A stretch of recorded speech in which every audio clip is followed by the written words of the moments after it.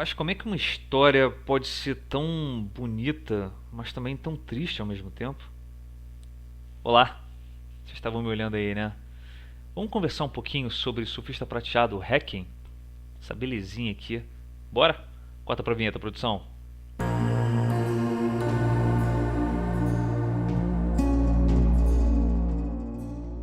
Olá, meus amigos, minhas amigas do Pode ou Não Pode. Como é que vão vocês? Espero que todo mundo bem, hein? Vamos começar a semana bem. Pessoal, Surfista Prateado Hacking. Acabei de ler essa belezinha aqui. Eu nunca tinha lido nada tão poético em termos de quadrinhos na minha vida. Eu nunca tive muito interesse pelo Surfista Prateado, né? E essa falta de interesse ela se modificou de alguns anos pra cá, né? Quando eu comecei a me interessar mais por esse personagem, né? É um dos personagens mais melancólicos que existe nos quadrinhos Marvel, mas ele tem uma humanidade muito acima de nós humanos, sendo que ele é um extraterrestre, né? Um sujeito com poder absurdo, né? Ele tem uma fração do poder do Galactus, o Devorador de Mundos, e ainda assim ele tem um poder devastador, né? Ele usa isso para o bem. Pessoal, Hacking, é, essa revista aqui, essa história aqui, ela faz parte de um selo Marvel chamado Marvel Knights, tá? É um selo que ele é voltado mais para o público mais adulto, né? Com histórias bem mais maduras. E o selo Marvel Knights ele não precisa ser amarrado a uma continuidade, né? Ou seja, ele não necessariamente faz parte do cânone dos personagens que ele trata, tá? Por conta disso, o Surfista Prateado Hacking ele mostra o hacking do surfista prateado. Você não sabe o que é hacking, né? Corta aqui para o Google. Eu vou ler para vocês o significado de hacking. Hacking é um tipo de missa especial celebrada pelas igrejas cristãs em homenagem aos mortos. E hacking vem do latim requiem, que significa descanso. E é justamente sobre isso que essa história trata. Ela é a última aventura do Surfista Prateado, né? Vamos dar uma olhadinha nas capas, já que trata-se de uma minissérie. Enquanto vocês veem as capas, eu leio a sinopse para vocês, tá bom? Vamos lá. Corta para as capas, produção. Muito bem, meus amigos, vocês vão ver então aí as capas da minissérie americana. Vamos para a sinopse. Por muito tempo, Norrin Reds viajou pela galáxia, explorando a escuridão entre as estrelas e testemunhando a ascensão e a queda de grandes civilizações. Agora, sua incrível existência está prestes a chegar ao fim. Mas primeiro, o surfista prateado tem um último voo pela frente, para o único lugar do qual nunca conseguiu voltar. O conto da jornada final do mais nobre dos heróis da Marvel, escrito por J. Michael Straczynski, de O Espetacular Homem-Aranha, e embelezado pelas pinturas de Esad Ribic, de Os Eternos. Pessoal, vocês estão vendo aí as capas, e pelas capas vocês já conseguem ver que a arte do Esad ela é lindíssima, tá? Ele é um ilustrador croata.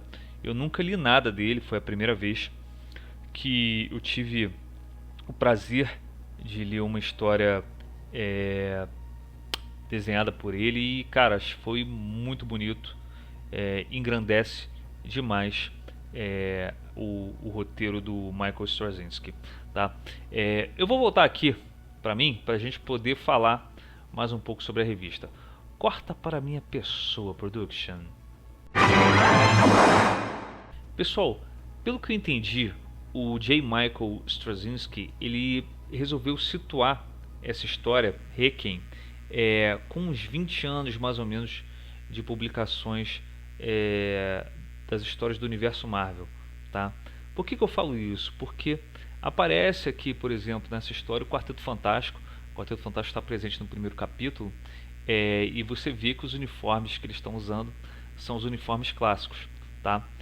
Nessa história eu vou pegar muito leve para não dar nenhum spoiler, cara, porque eu gostaria muito que vocês lessem essa revista. Eu recomendo, assim, eu acho que até hoje no Pode Não Pode, essa revista aqui é a que eu mais tenho prazer de recomendar, tá? A leitura. Mas enfim, no começo da história você vê o surfista prateado entendendo que tem alguma coisa errada com ele. E como o surfista prateado ele ficou, os primeiros terrestres que ele conheceu, né, que vieram confrontá-lo foram o Quarteto Fantástico, né, foi os membros do Quarteto Fantástico, e ele acabou ficando na Terra, né, ficou banido, ele foi banido pelo Galactus, né, ele foi condenado a ficar na Terra. Ele acabou fazendo, com o passar dos anos, uma amizade com os membros do quarteto, principalmente com o Reed Richards, o Senhor Fantástico, né? E o Reed Richards é uma das mentes mais brilhantes, se não for a mais brilhante, do universo Marvel. E o Norrin Radd, que é o surfista prateado, ele vai se consultar justamente com o Reed Richards, né?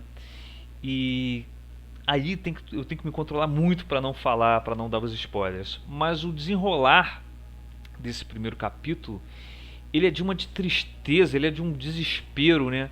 O J. Michael Straczynski, ele consegue passar essa questão toda sentimental pro leitor, cara. E isso é de uma competência abismal. Eu gosto demais do trabalho do Straczynski aqui, tá? E conforme eu falei para vocês anteriormente, deixa eu ver de novo o nome do rapaz aqui, o Esad Ribic, né? Eu não sei se a pronúncia está correta, né? É um nome croata, então fica difícil de eu saber exatamente como pronunciar o nome dele.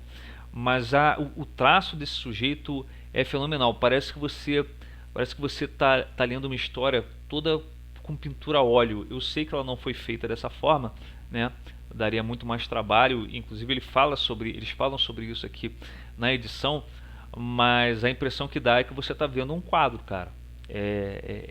Isso aqui é arte pura e simplesmente em quadrinhos, cara. Um troço maravilhoso que eu recomendo para vocês, tá? Então, voltando, a história ela trata da jornada final do surfista prateado. Isso não é spoiler, tá inclusive na sinopse, tá?